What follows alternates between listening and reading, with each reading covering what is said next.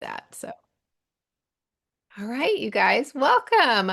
I am Susan Hyde for those who may be here, or maybe you are tuning in and watching the recording, the replay, and you're like, I just stumbled on this gal on Instagram, and so I'm here to see what she has to say, and I don't know anything about her. So, and then some of you that are here are old friends, and I really appreciate that. So today, I know, I think it might have been Amy. I think I've seen this workshop before, but maybe I want to hear it again. I'm like, no, every single time that I do something, it is new material, even though many of the things are along the same lines, because I do feel like there are certain strategies, and ways to go about making successful shifts in our home that really help us move forward. So, anyway, so just a little bit about me if you are unaware. So, I live in the Pacific Northwest. So if you see me on Instagram and I am in my parka in the morning,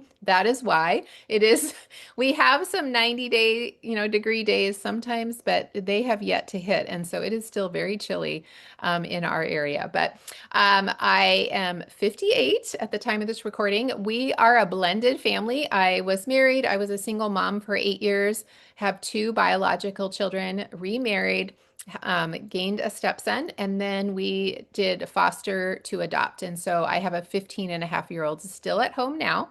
And there's more to our story, which you can kind of check out in my adoption highlight on Instagram, which is really fun and it's a good story. But grab a tissue because you're going to be like, what in the world? So it's a really good story. So, but I actually have a love and a passion for homemaking. It started out when I got certified as a parent coach. And what happened was I realized in coaching moms mostly, I mean, sometimes I would have couples that would come, they would come with struggles with their children. But what we really found out, there was just a lot of chaos in the home. There wasn't a lot of structure. There were some elementary pieces that were kind of missing.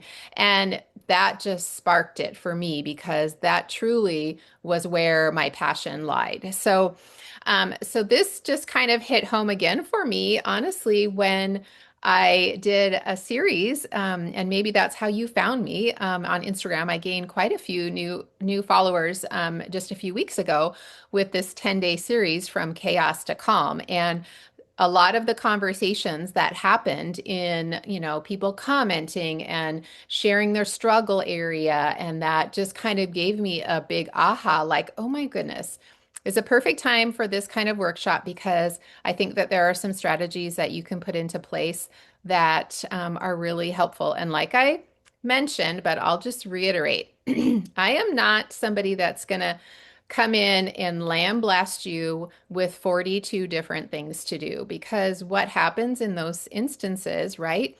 Our body tends to become very overwhelmed, right? If you feel like that has happened to you before, like you just shut down because you get too overwhelmed, tell me in the comments because that is what I have found over and over. Sustainable change truly comes when we can build upon small habits because those become just regular parts of our routine, right? And so when we take an approach of that, then we are more likely to have success. And that's what we all want. I want that for you, right? Especially, but we all want to see progress. And so I'm definitely progress over perfection. I love to shout that and I love to say we got to celebrate our wins, gals. Like we are not in a society where somebody's going to pat you on the back because you did a deep clean of your bathroom or, or, you cleaned that oven that has been neglected for 2 years, right? Nobody's going to tell you that. And so that is one of the things that has been really fun, especially inside the collective that we have, is that you are able to get some celebration where we deserve it because some of those things just kind of nag at us, right? And we desire to see wins because if nobody's celebrating the win, then it feels like we're a failure all the time. Or perhaps that's me, and I've had seasons like that. Heather, yes, you're currently overwhelmed with trying to set routines with yourself and your family. Okay, well, hopefully you're going to get. I'm only going to talk about 5 things today. And at the end, I'm going to give you a little bit of a challenge to which one you're going to choose to focus on, because I'm not here to tell you to focus on all 5. Okay, so let's go ahead and get started. Um, Actually, I'll ask that in the chat here for those that are tuning in live. I would love to know if you were to say what your top struggle is right now. Is it routine? Is it laundry? Is it clutter? And you only can pick one, friends. This is it. I'm gonna hold you into picking one, because remember, we're gonna go back to really deciding where is the area that we want to be focusing on to make a shift. So we've got clutter, meal planning, clutter, routines, bathrooms, and mopping. Yes, I just actually did a quick clean of my bathroom. Just as soon as I got out of the shower, I just did a quick clean. So I totally can understand that. Routines, rhythms, clutter, routine. Yes, motivation in general. And that's a great one, because I think oftentimes we all struggle with that, right? In different times. So cleaning routine, clutter. Okay. You guys are in the right place. Okay. So, all right, we are gonna kick it off with really, when I went and I put together my 5 things, I was like, how do I want to deliver these in kind of like the most important order? Because I do believe there is order when you want to tackle, different areas in your home that may be causing frustration. So the first one, and you may have this one down, and then you can just give yourself a high five, because this is really, I feel, one of the big key pieces, is a morning anchor routine. If you do not have a morning routine or a rhythm that you follow, and then secondary, I would say, would be your family or your children at home, right? Okay, let's just clarify. We cannot control our spouse or our partner, okay? So we're going to take them out of the equation, because I'll tell you, for many years, I thought that I could. And that caused me more frustration and more bitterness than I that I even really want to admit. So if you are in that boat, I'm just going to give you a little nudge and tell you that is not your area to try to change necessarily. So you have control over you, and you can model behavior for your children, right? Okay. So that wasn't even in my notes, but that's a little nugget for you. So, okay, so a morning anchor. So the day, it really starts your day off in a good way, right? If you get up and you are behind, right? How does that make the rest of your day feel? It feels overwhelming. It feels too much. I mean, you feel frantic. You're feeling like I'm having to catch up. It gives you this anxiety that keeps you actually from showing up in your best self, right? The version of us and who we want to be ends up not coming out. I know for me, I can be very short-tempered. I may say something that I truly don't believe came out of my mouth, right? But I get to have a choice in setting myself up for success by choosing something. So my morning may look completely different than what your morning routine is. And so I'll share some of mine. And many of you guys who followed me, you know what my routine is. But just because that's mine doesn't mean that that's what you have to adapt. But my day always has started before my kids get up, okay? And you may be in a season where that isn't okay, or you can't manage that right now, and that's okay. I want you to think about what you can do. Don't think just because I can't get up, 15 or 30 minutes before my kids right now in this season for whatever reason, doesn't matter, that you just throw the whole thing out the window. And I want to be really clear on this. We want to choose words like, what can I do in a situation, rather than throwing it all out, okay? And it isn't, when I say an anchor or a rhythm or a routine, who feels like you have to like print out a schedule? Does anybody, when you hear that word, is that what it brings to you? Because I want to free you and say, that is not what I'm talking about when I say a rhythm. A rhythm kind of is a flow. It's a gentle. It's not something that you're going by like a checklist to kind of make things happen. So for me, mine is simple. I wake up, I go down, I drink a big glass of water, I brew my coffee, I put my big parka on because I know for me, I get outside for sunrise. That's just part of my routine. I know how impactful it is for my body in a positive way. So that's part of that. I usually, oh, I thought I had my Streams in the Desert book here. I usually take that out, with me to read when I'm outside. I'll have my phone with me. I'm videoing some days, but I, share a daily Bible verse. So I'm taking that time to set myself up for success. Many of you guys feel like you need a checklist. Well, maybe you need a little sticky note checklist, right? When you are kind of formulating what this anchor routine or rhythm might look for you. So that's okay. So for me, that's mine. And I will tell you, it is very few the days that I don't have that as part of my rhythm. Even when I'm traveling, I try to have some type of rhythm that's very similar. It's just a way that my body just gets ready for the morning and then I'm prepared. So for you, I would love if you have some things that kind of speak to you, maybe something I said, or maybe you already have a morning routine or rhythm that serves you, put it in the chat here. Share some of your ideas because just because I have a way that starts my day doesn't mean that's across the board. It may look completely different. Somebody might get up right away and get on the treadmill and run 5 miles. I don't know. That is not my idea of a gentle way to go in the day, but you guys are all amazing and have lots of great things to suggest. So I would say for you, it is finding that morning anchor. So, and then let's talk about really, because it's summer. So even if maybe you homeschool, maybe your kids, go to school outside of the home, but summer usually has a little bit of a different shift, right? And so we want to be able to help our kids create their own rhythm.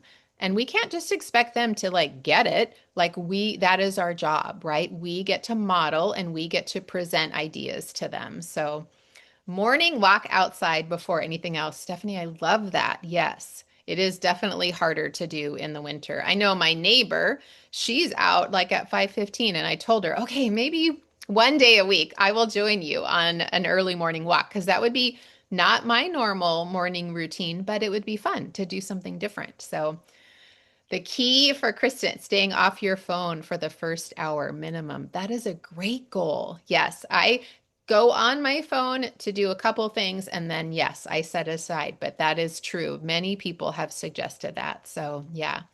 Um, Amy's, I've sort of had a rhythm, but I got out of it. Yep, trying to get back in early mornings, outside reading scripture, devotionals, and bird watching. Yes. Oh my gosh. Yes. My birds aren't very active this time. I don't know why, what's happening, but anyway. So, see, there's some ideas. So maybe if you take a few of those ideas and incorporate them for one for you, that's great. So let's talk about your kids. Obviously, it's going to look different depending on the age of your children. However, some of the things that I've done in the past with my kids is there's certain things we want them to accomplish, right? And summer means you get to be a little more, I want to say lazy, just kind of slow, I guess. Let's say that slow and gentle, right? Unless we have somewhere we need to be, which is not always the case in the summer. But I would say a quiet activity, maybe brushing their teeth is, on a list, having breakfast, getting dressed. Maybe that happens over a period of an hour or an hour and a half, whatever it looks like for you. But if your children know these things need to be accomplished by a certain time of day, how do you think that makes them, I guess, feel from the standpoint of if there's a list, you aren't having to necessarily nag them, right? You can point them to a list. So if you've set up some expectations, they're able to go to a list, right? To look at that. If your children are really small, use little pictures. You don't have to, have it typed out in words, just use pictures that represents the different tasks. But when your kids can get into that kind of a rhythm as well, it's so helpful. So some other ideas to kind of incorporate is keeping at least the first 30 minutes and whatever you do in your home is, it may vary greatly, but keeping the first 30 minutes screen free, that could be the first hour or 2 hours, I think is really helpful. Just using, like I mentioned, a simple checklist. You could call it the morning five. What are the morning five? And it might look different for each of your children depending on their age, right? For me too, you'll often see me putting something in the diffuser in the morning. That is really kind of one of my things that I love to do for my morning routine as well. Or playing worship music. If your family has some other kind of music that just kind of sets the tone, that can be part of your morning routine as well.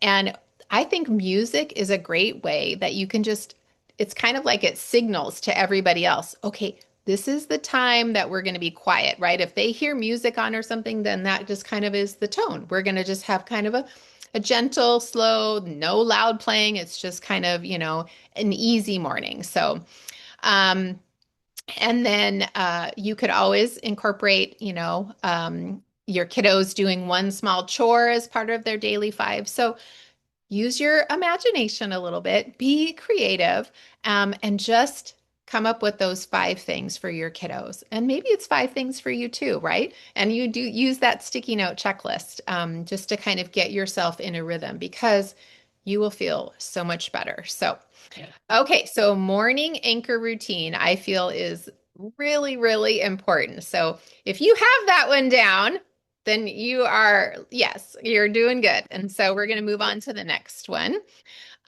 which is to let go of the pressure to do it all.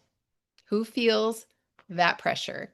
Like, oh no, I'm the one that has to do everything. Or I was like this for many years where I just felt like I had to do everything. And I honestly, you guys, it's embarrassing to say, but I love to play the martyr.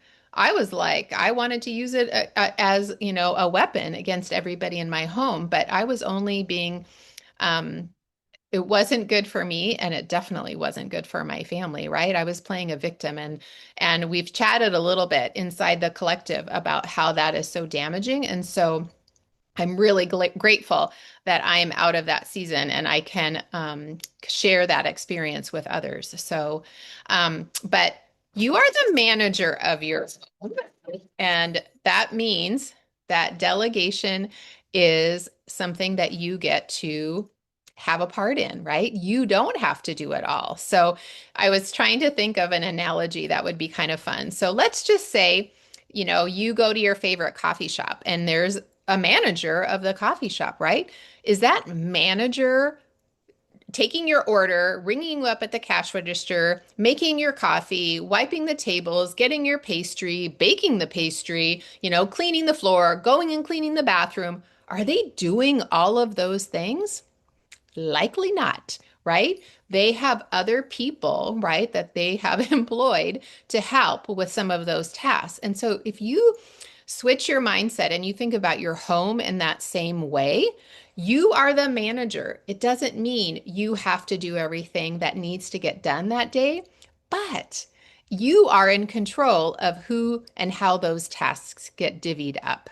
And this is where we're going to dive in a little bit because I feel like this is a struggle that many of us go through in different seasons with our kids, right? So maybe you have older kids and you never really implemented this. You're going to get a little more pushback, right? But if your children are younger and you implement this when they're younger, it goes so much easier. So, and I would say, especially now in the summer, it is great because there's a little more time in the day to actually help train your kiddos on some of these tasks that you need help with. And so you have a little more time, you can be a little more patient, and it really produces a better experience for everybody. So, and here's the truth. If your family isn't helping care for the tasks in your home, they're freeloading. I'm just going to tell you. So a family is a unit that works together. And the more opportunity that you can create for that to happen, the more connectedness is actually felt, and it expands even outside of just like taking care of the home together. There is true connectedness that happens. And so, anyway, so age appropriate chore ideas. Actually, we're going to dive in deeper inside the collective in July on this one, but let's just talk about some things that maybe you are doing that you could divvy up to some other people that are in your home. So if you have a teen at home like me, this summer, during the school year, I actually do my son's laundry. It's just something that I feel is a gift to him. And, he's in school. And so he has that, as kind of one of his priorities. And so it's not that big of a deal for me to do his laundry. But in the summer, there's a little more open space. So I'm like, you know what? It is good for him to practice this life skill. And so for the summer, he's doing his own laundry. We've chose 2 days during the week that are his laundry days, and he knows which color of laundry, because we sort colors at our house. I know everybody doesn't do that, but so he knows Wednesday and Saturday are his laundry days, and it's on, a checklist that we have for him. So he's doing his own laundry and he's cooking dinner one time a week. So I will say, if you have a child, and obviously I think girls are a little more interested in that or a little earlier than even boys. Well, I wouldn't even say my son is interested to want to cook dinner, but that's okay because he's doing it anyway. But girls tend to have a little more interest, I think, at a younger age. But even like from 10 on up, simple recipes or, they do amazing. And I think sometimes it's our control. We want to control it. But when we allow things to maybe not go perfect, get a little messier, than what we like, you guys, so much goodness comes from that. So I would encourage you, if you have teens in the home, to think about some tasks that they could take on that will really help them build some life skills. So for more like school age, maybe, 6 to 12, there's so many things. Taking out the trash, even cleaning bathroom counters and kitchen counters, and, emptying the dishwasher, clearing the table after meals, feeding your pets. Those are tasks that can be divvied up to your kiddos. Amy's like, I have 4 boys, 3 have moved out and have been on their own. So they definitely yes, they need to learn that skill of how to cook, because it's embarrassing if they don't learn, right? How to even just scramble eggs or, make taco meat. Like literally, if you can give the gift of helping your child know how to taco meat or make taco meat, how many ways can we use taco meat? It's like endless. So it's good. Lindsay, yep, I taught my boys 7 and 10 to make eggs for breakfast. Yes. So empowering for them, right? It's a life skill to teach them. So yes. So those are great ones. And then for, younger kids, toddlers, even folding laundry, like folding towels, it doesn't have to look pretty. I had to get over that. I mean, now that I have a granddaughter and she comes and she wants to help with things, like I am really like struggling with things not looking a certain way, and I have to let that go. But that's me, right? I know that I have to let that go. But so folding or sorting laundry, she loves to help empty the dishwasher, and she loves the silverware, drawer. So as long as I pull out the sharp knives before she helps me with that, everything is great. So they can dust super easy, a little microfiber. I have a little wand, and my granddaughter loves to go and dust with that. So she may miss spots. It's okay. It is the experience, and for her to feel included, right?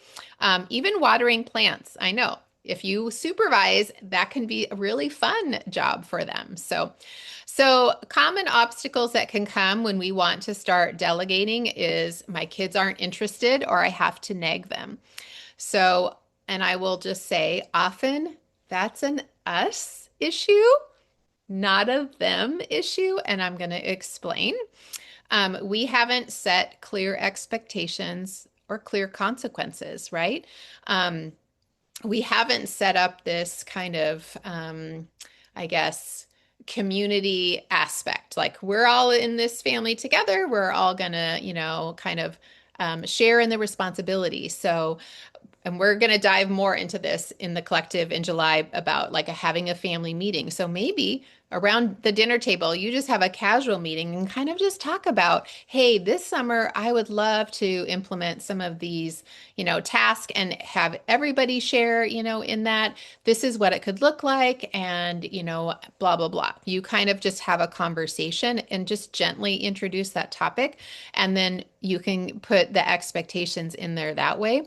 But when I say it is often us, I feel like when we aren't clear on our expectations and we don't have clear consequences, meaning what is going to happen if XYZ isn't done, then it's easy to let it go, right? And not have to follow up, right? I feel like this has been a struggle my entire parenting. I don't know if anybody else struggles with this consistency, setting expectations.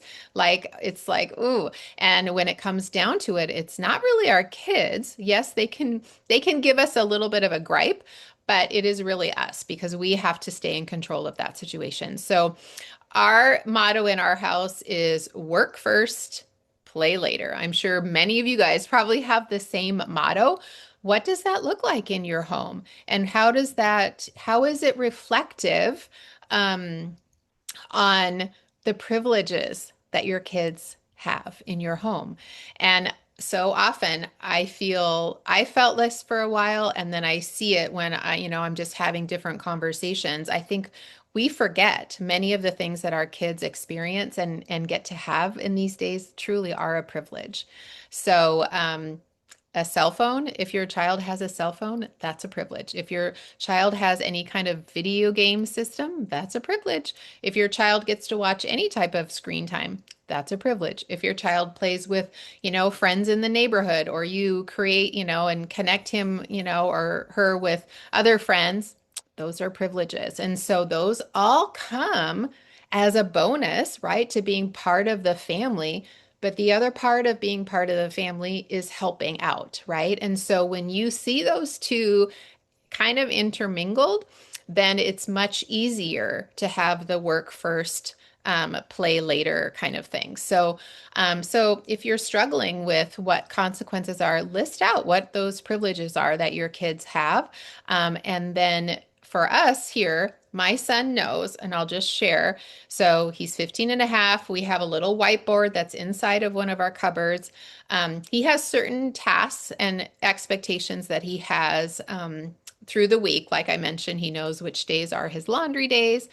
And then he lets us know what day of the week he's going to cook dinner. However, each day there's going to be other kind of random tasks that he is expected to do. And I just jot them on that whiteboard. And he knows to look at that whiteboard and do what is there before he asks for screen time or to go do something with friends or, fill in the blank.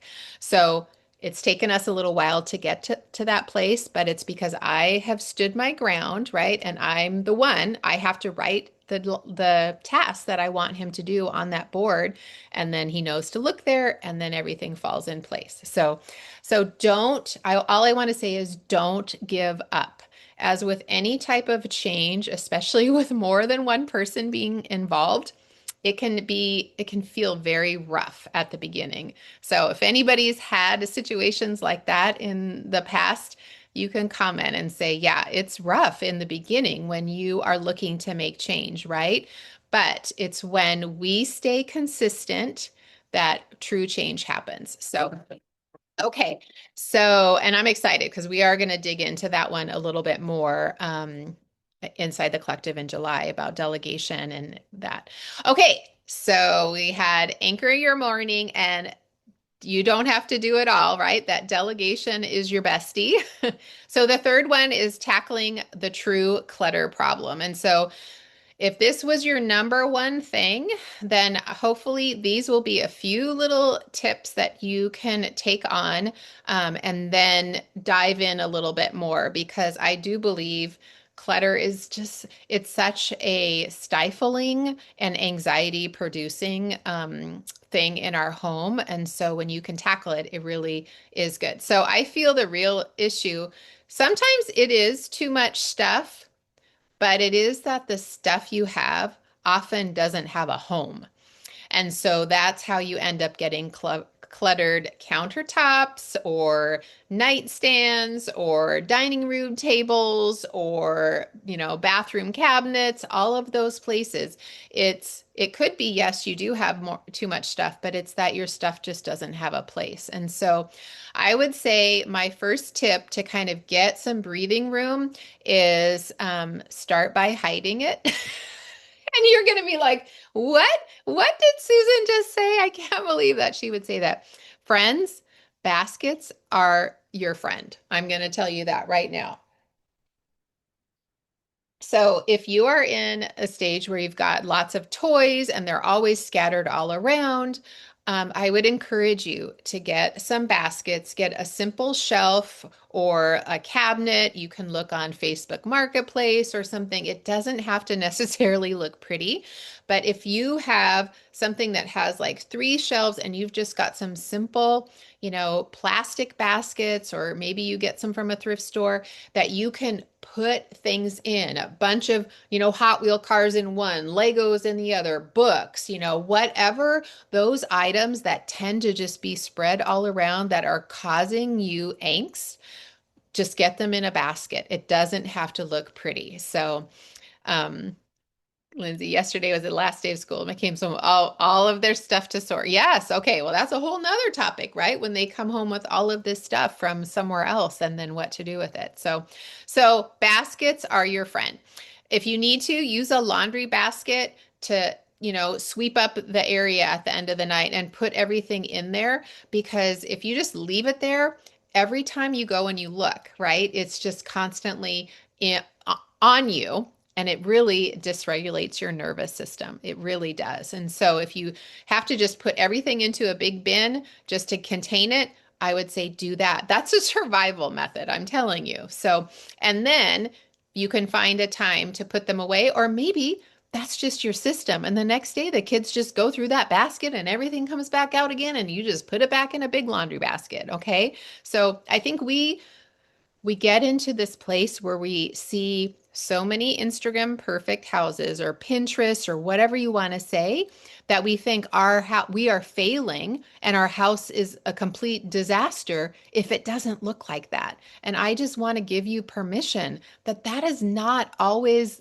reality, okay? So even when I take a picture, generally, and I feel like I don't try to give all of I mean, I don't use filters. I don't do all of that because I don't think that that's reality. But I generally try to pick up an area before I'm going to post a picture on Instagram. Sometimes I'll give you the real life. But so do not be comparing your home to those people that you're following on social media. So another tip is use one in, one out rule.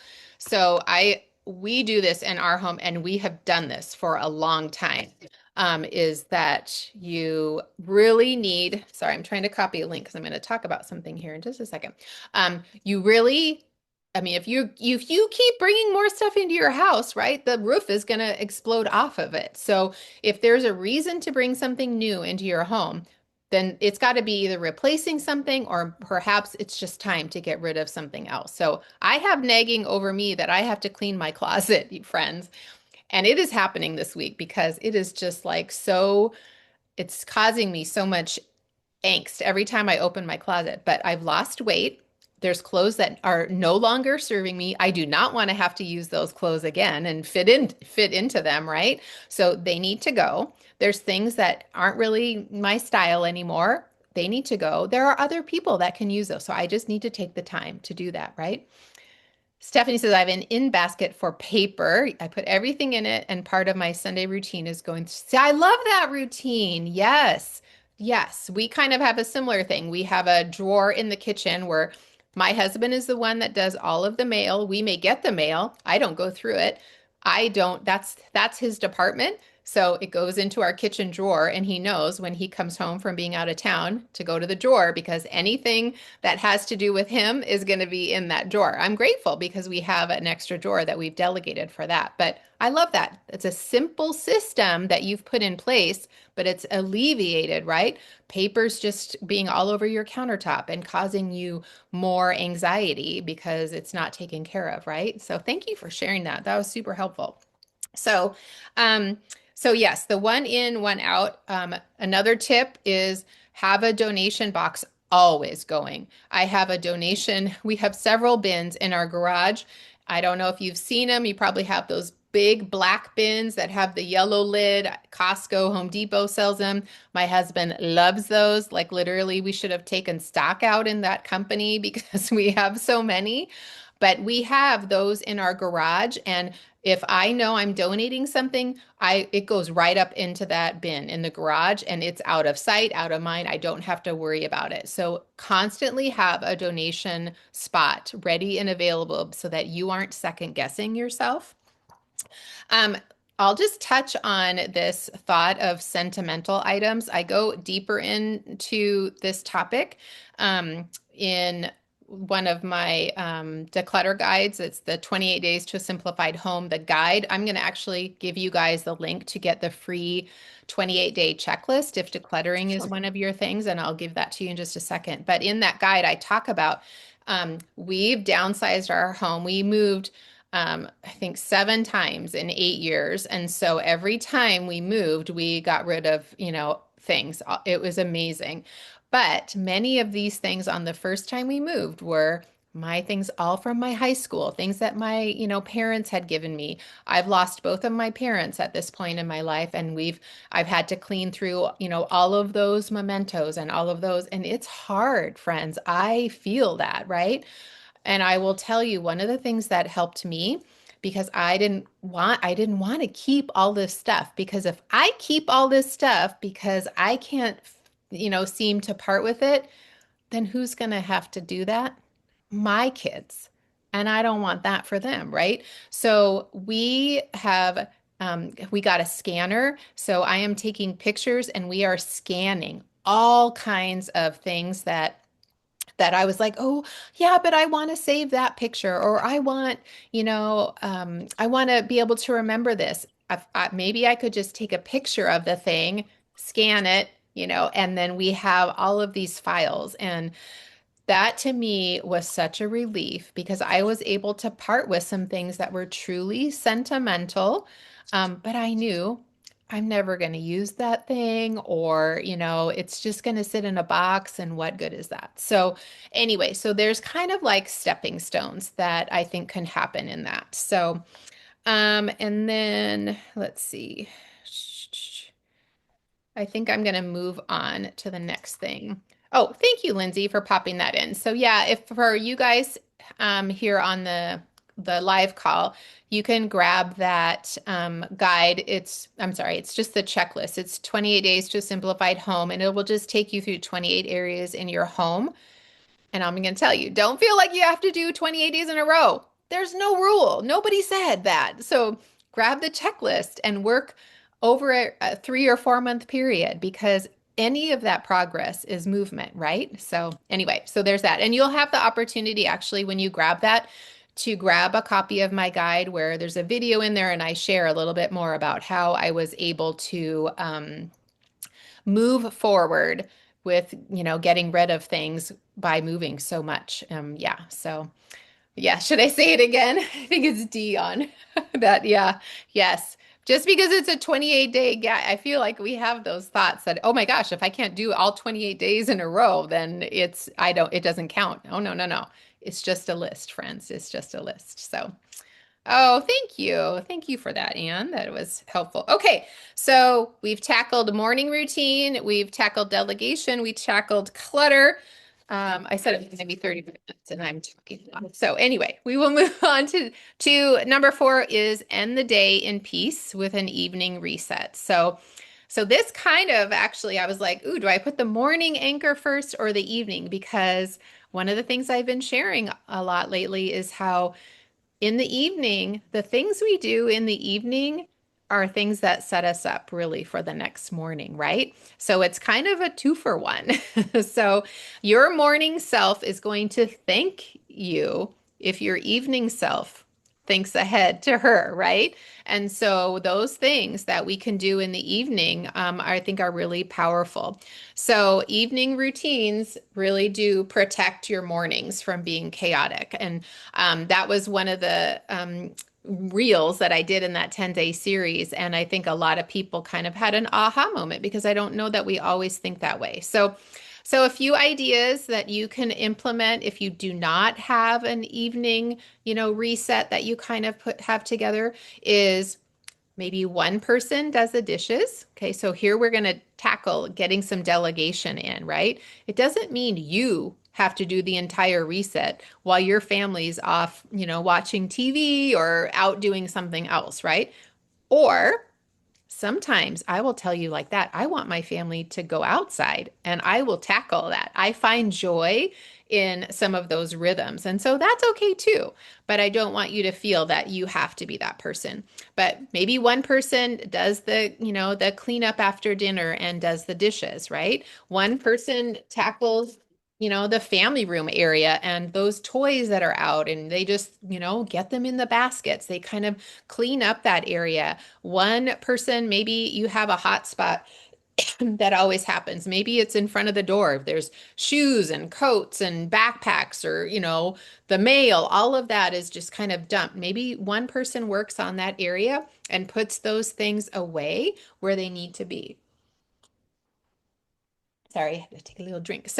Um, so and so determine what that looks like for your family, because what it looks like for me and what it looks like for Amy and Lindsay, it's all different, right? These are some of the things that you get to think about and what does this implement? And don't feel that you have to be like, oh my gosh, okay, we're doing this evening set. And you have this color coded chart, that's telling everybody to, all the things that they're going to do. Just start by choosing to do one or two things in there. Maybe you ask two of your kids to help clear the dinner dishes from the table, and, put all the food in the trash or rinse them off or whatever.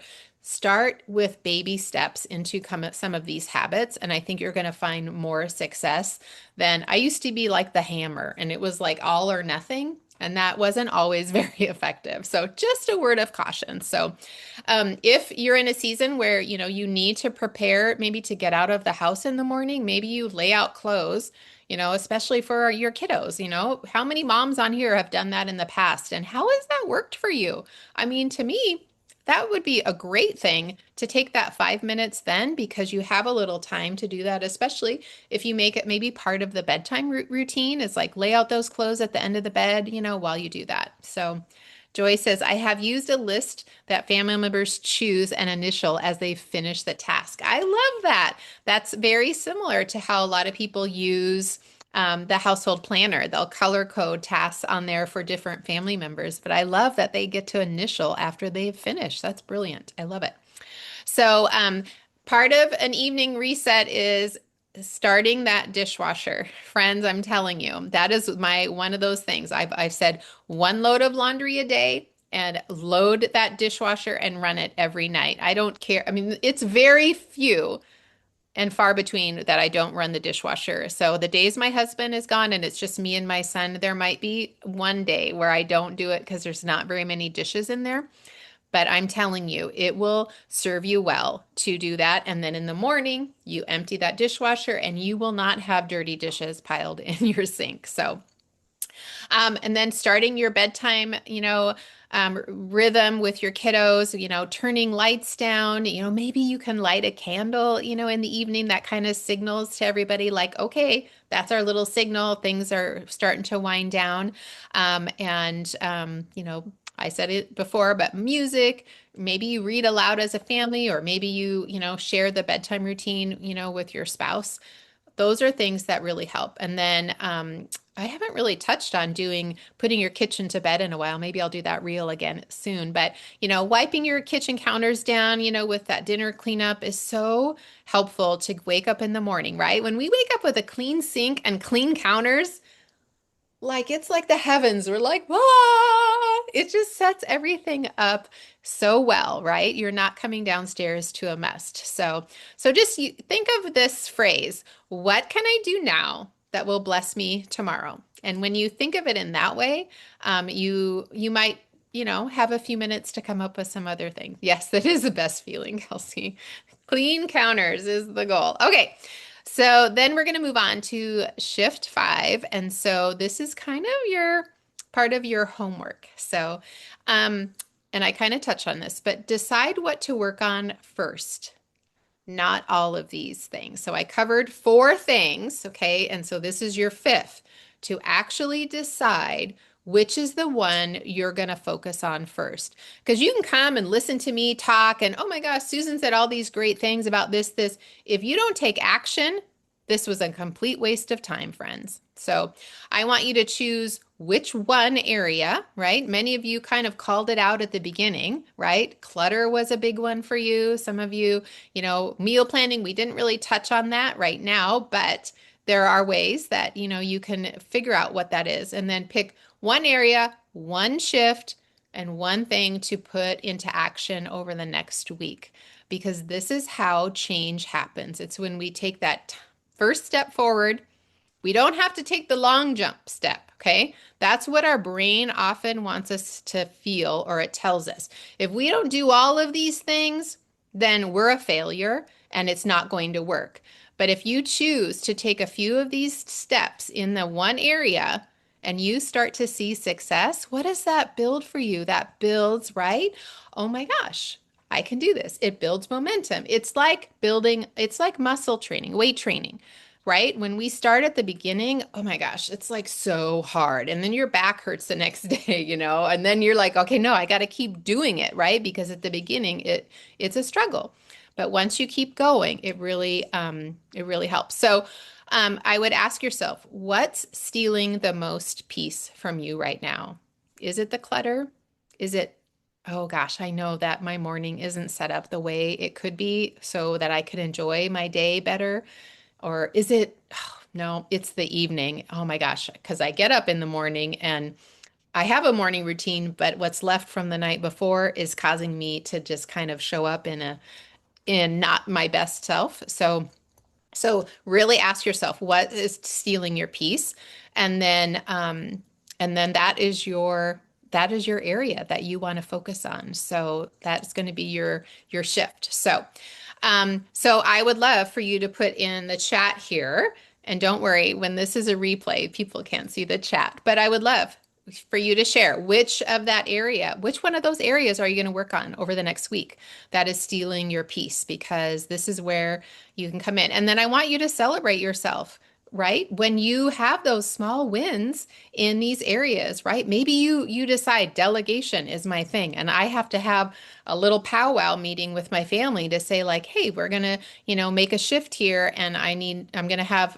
people help. It can feel a little daunting, right? But celebrate when you do that and then celebrate when people do that. So we've got clutter, clutter, clutter. Oh my goodness. Morning routine, morning anchor. Yes. Okay, you guys have got it. Good. All right. I thought it would be really fun here at the end, really quick before we wrap up, is I know many of you have seen, and many of you may not, especially if you're watching the replay, is I have started a little corner of, I don't know, I want to say it's like a little Susan corner, but it's been a dream of mine for a while to create a space for homemakers to connect. And it's called the Confident Homemakers Collective. And we opened the doors in April. And I'm so grateful because I had women that were like, yes, I don't know what I'm doing at home, or I want to see what this is all about, or I need encouragement. I need to learn some of these things that I didn't learn. And they said yes without truly knowing what was happening. And so I'm so grateful. But the doors to the collective are only open every quarter. And so they're open right now. So I thought I would see if a few of them wanted to come and share, just kind of like where they were before they hopped into the collective, and then kind of what they've gained from being inside, and then kind of like what they're looking forward to.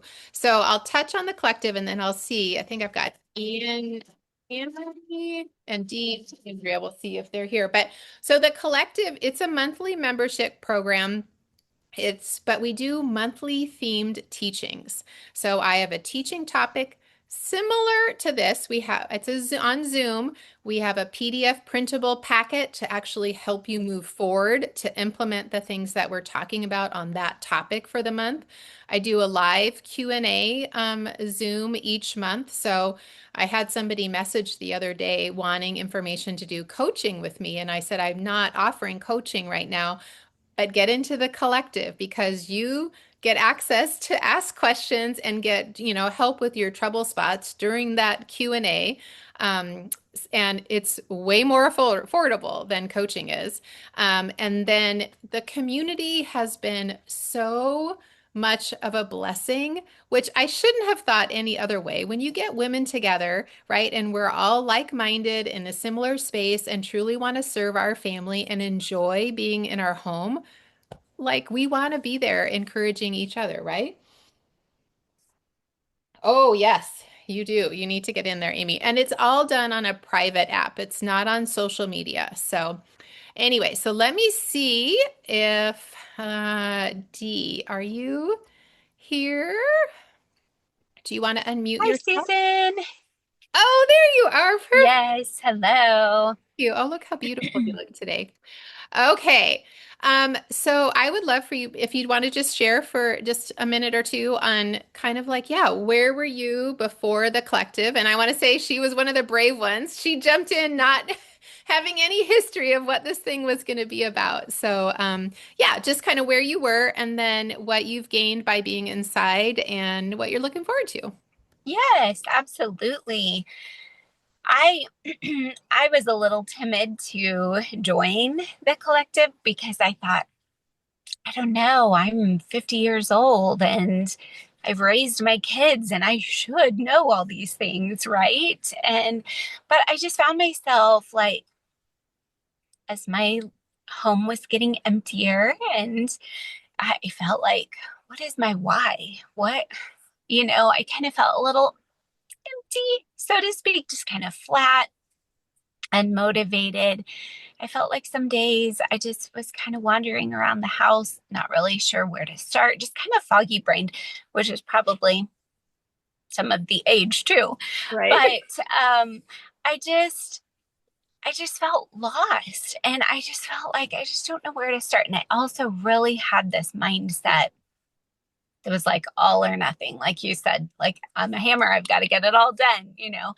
And if I didn't have the time to dive in and get everything done and keep up with everything, it kind of just felt like, oh, I just don't know where to start. I just kind of gave up before I started. And I felt myself getting farther and farther and farther behind. And when my kids were coming home or we were having something, then there's that stress clean. And so I just thought, I don't know. I'm just going to give the collective a try and see what it's about. And oh my goodness, it has been so life giving to me. I am so thankful for it. And the other ladies, like you said, you have women in there that is their heart and very uplifting group of women, encouraging. I love the topics that you have a different one each month, and we've kind of talked about our purpose in the home, and that really kind of helped reignite for me. Like, even though I'm in a different phase of life, I still have that purpose.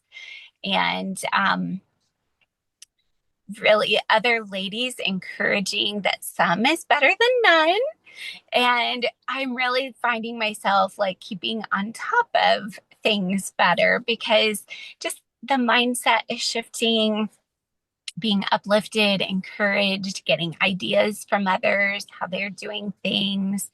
And even I love like the little bonuses you have, like the little book club that you have in there, just brings the community together and gleaning from one another. So it has really been very life-giving for me. Oh, I love that you said that word, life-giving, because I think that's what there are. I think well, that's what we need, especially as homeworkers. We don't always have a space, right, where we can chat about some of those things that Yeah, that are truly important. And so I'm grateful, and I thank you so much for popping in and sharing because I know absolutely. when you said you were timid to join, and I will say for those that are, listening now or maybe listening, to the replay, I was thrilled, but I was also a little amazed that there were more women. I mean, there was a good handful of women, like in my season, right, of kind of like kids leaving home and even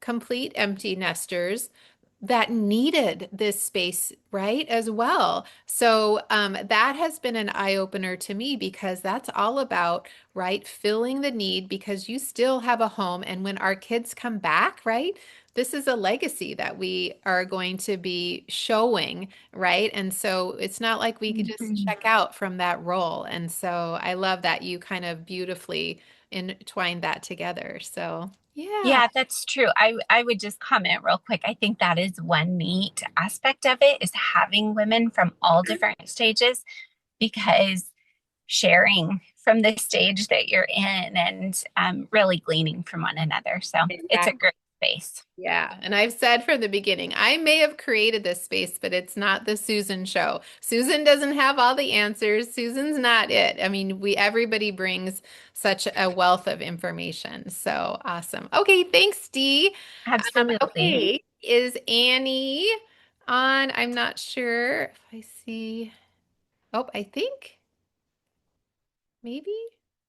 If you are here, Annie, unmute yourself. Otherwise, Andrea was going to try to be here, and I'm not sure. She has a new baby, so I'm not sure. If either of you guys are still here, go ahead and unmute yourself. Otherwise, oh, you're here. Okay, let me see. Annie, I think I'm Okay, wait, there I am. here. Oh, perfect. Okay. So, hi. So I'm kind of in the same boat. I'm 63. I have kids that are grown and gone. But I think when I joined you on Instagram long before the collective started. So I had no hesitation at all joining the collective. I was like super excited when you started. I was like, this is a place for me. I think where I was when I joined the collective was I was an empty nester. I felt no worth. I felt no worth at all. And I felt alone and lonely. My son had just moved across the country. I had an 18-year-old soul dog that I had just lost, and it was really rough. And so I joined the collective, and through your teachings, and I will say, I love that you do the teachings on the cleaning and all that, but the collective is so much more than that. That's just and I think when you get in here and you see everything that you teach and you learn that there's so much more and the camaraderie and everything, and you say it's not the Susan show, but Susan, you teach so well, and you take the time to learn your material and explain it so well. You're just a gift. You really are just a Oh my gift, and I gosh, want I'm you gonna to know that. cry. Don't cry, but I want you to know that I think now I learned that I have worth because I'm alive. Period. Full stop. The way you love your pets, they don't they don't create wonderful things. They don't cure cancer, but you love your pets because they're just alive. Also, I've learned that homemaking is important and a noble career. When I see it through your eyes, I see how important it is, how worthy it is, how much joy and how much necessity it brings to your family, to the world when you raise beautiful children. And it's like you were talking about today. When you teach your children to do their chores, that's a gift that you're giving them. They don't get that in school, and when they send them on their way for them to learn how to do their laundry, that's important. Those kinds of things are important. And it's and it and I was like you, I was a yeller. Not proud of it, but that's who I Okay. was. No. Um, and so I was impatient and I didn't want to take the time to teach them. It was hard for me, it was hard for them, but we got through it. And I'm happy to say that my children are thriving, they're successful, they're happy, they're wonderful, They and they still survived love to all of come. our mistakes, right? I It's know, okay. right? It's okay. They still, I just had, they've been home, all of them have been home for the whole month of June. They just left. Oh, I had 10 kids here, not all mine. I yeah. only have two, Yeah. but I had 10 kids here for the whole month of June. So it's been crazy. But Oh, anyway, and so through this homemaking thing, I think of the collective as like a continuing education for my career. That's the way I think of it, kind that's of. valuable, right? Yeah. So I think yeah, you get so much more out of it than just the cleaning. And I would recommend it highly to anyone who values their home and their family. That's Oh, what I would say. thank you. Those are such kind words. I so appreciate it. And I loved being able to hear from you in person. So thank I you. know. And we're neighbors, kind of. I know we are. So, We are. She lives not too far from me. We're going to get together for coffee one of these one days. of these days. Yes. Thank you so much. Thank you, Susan, for everything that you do. Thank you. Okay, and let's see if is Andrea, are you able to unmute yourself? I think you're here, but I'm here, yes. Let's see, I here we will are. talk quietly. You I'm might be captured by I've nap. got a yeah, I'm nap trapped at the moment. You'll have to excuse me. Um, yeah, I'm on the opposite spectrum from um Anne and Dee, which I recognize them from Yes. in there. I'm 1 month postpartum, but I have 3 kids. So I've been following you long for a long time on Instagram and did the planner for I've gone through like 2 cycles of it now. And before I had it, I was just one of those weekend cleaners that would spend all of my non-working time doing stuff around the house, which made me unpleasant and stressful and a yeller and just not great. So it was either super clean or not clean in my home.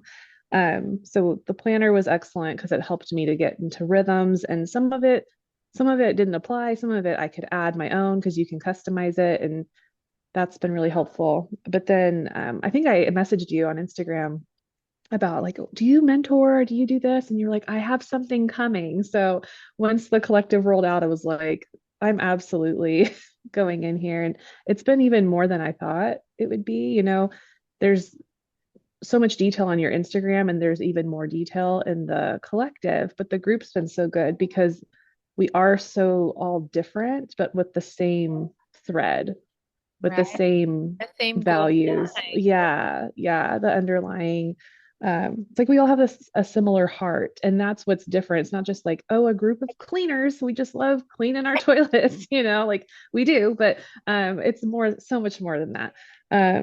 So it's just been so wonderful for me to have all of you where I can reach out and there's all these wonderful ideas or just different perspectives or excuse me, life experiences that I would never have access to because I mean, I grew up in a home that was very sterile. Like my mom was very OCD cleaner, but didn't necessarily get taught how to manage a home. And so having all of those different perspectives, it's soft, it's a soft place to land, it's organized, it's not chaotic and like overwhelming. Um, it's just a great place. So I highly Oh, recommend. good. I love that. I love what you said. It's a soft place to land. Yes. And Yeah. I love that it's not on Instagram with all of that busy because you have so many things shouting for your time there, which it's a great, right? That's how, many of you find different people, but I think we all need a space. So, oh my gosh, I'm going to get off of this call and cry a little bit because, when you know that you have a purpose in your life and you're not sure quite what that looks like. I mean, I know my purpose is my family, but I've always felt there was something more. And so to see this space come to life in a completely magical, unbelievable way because these other women come in and they're like making deposits in there. Like somebody asked, like, I need help with breakfast ideas, right? And literally within 30 minutes, you've got different ideas from women that and they're all practical, and they're, people truly, we want to help each other. And so to have that space is so good. So as we wrap up, if that is something that is speaking to you, check it out. And the beautiful thing is it's month to month. You can come into the Confident Homemaker Collective for just 1 month and see what it's all about. And if it's not your thing, you can leave and you're only out $24. It's $24 a month right now at the time of the recording. And like I said, we focus on one monthly teaching. You get printables that will help you actually put things in action. I do a couple podcasts through the month, which are it's been fun, a little thing for me to do and just kind of to go a little deeper on some of the topics that we touch on. And then that Q&A is helpful because then, you can ask a question specific to your situation, and then I'll give, my advice or suggestions. So anyway, I just want to encourage you if you're in that space in your homemaking journey where you need some support, because I'm sorry, there is no college degree, right? I mean, there's nothing even, there was home ec at one time in school, and there's not even that. So you are given this role or career, right? As Annie said, and but there's no training for that, right? And so come alongside some other women that will help support you in that. So the link is here in the chat. If you're watching the replay, I will make sure the link is there. The doors close July 3rd for this quarter, and I'll just say for July we are going to be talking about well, this next quarter is all on a well-run home. We're going to be talking about practical ways to do delegation, having some rhythms with your cleaning. We're going to talk about budgeting and meal planning in this next quarter. So it's going to be some of those practical things. And if you join, now you have access to what we covered in the first quarter. So you can kind of binge watch some of that material. And the very first module, I think, was probably surprising to some people, but it was all about finding your purpose and why what you do at home matters so much. Because if you don't grasp that, then all of the other stuff that you do in a role to manage your home, it doesn't really matter. You have to really know and value that what you are doing in your home is so valuable. So anyway, thank you guys so much for joining and engaging in the chat. I truly just appreciate you tuning in, and I hope that you go now with your one thing that you're going to focus on over the next week. And if you're in the collective, I want you to share with your progress. But if you're just, on Instagram with me, message me and let me know, because I want to see everybody make some progress. So, all right, you guys, go and have a great day. Thanks so much for tuning in.